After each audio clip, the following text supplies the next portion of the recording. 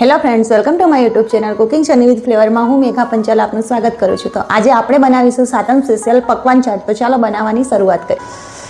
મેં અહીં પકવાનને બનાવીને પહેલેથી રેડી કરી લીધા છે। હવે આપણે આને સર્વ કરીશું। પકવાનને આપણે પ્લેટમાં લઈશું।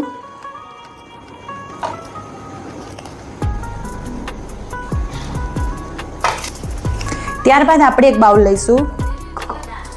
એમાં બાફીને બોઇલ કરેલું બટાકું લીધું છે, એને મેં ઝીણા કટ કરી લીધા છે, એડ કરીશું। ત્યારબાદ ટામેટર લીધા છે, એને પણ મેં ઝીણા કટ કરી લીધા છે। ઝીણી સમારેલી ડુંગળી લીધી છે। આપણે ખજૂર આમલીની ચટણી એડ કરીશું। સાથે આપણે ગ્રીન ચટણી પણ એડ કરીશું। થોડું સંચળ મીઠું એડ કરીશું અને થોડા દાડમના દાણા એડ કરીશું।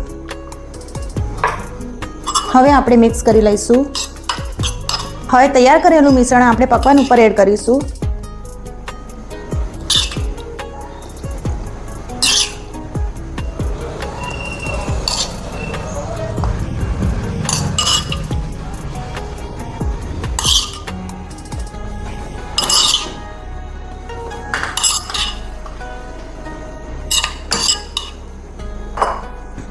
ત્યારબાદ આપણે ઉપરથી મીઠું દહીં એડ કરીશું।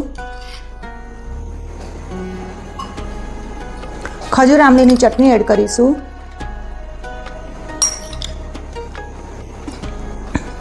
થોડી ગ્રીન ચટણી એડ કરીશું। ઝીણી સમારેલી ડુંગળી એડ કરીશું।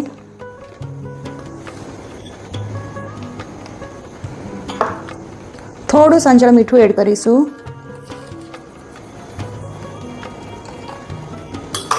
થોડા દાડમના દાણા એડ કરીશું। ત્યારબાદ છેલ્લે ગાર્નિશિંગ માટે આપણે ઝીણી સેવ એડ કરીશું।